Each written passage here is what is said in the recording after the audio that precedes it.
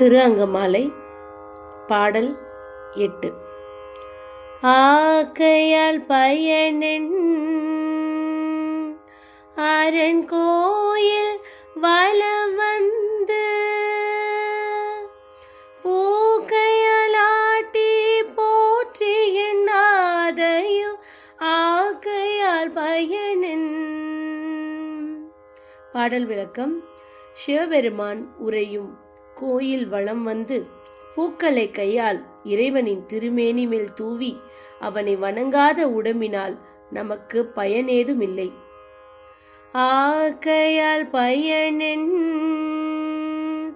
அரண் கோயில் வலம் வந்து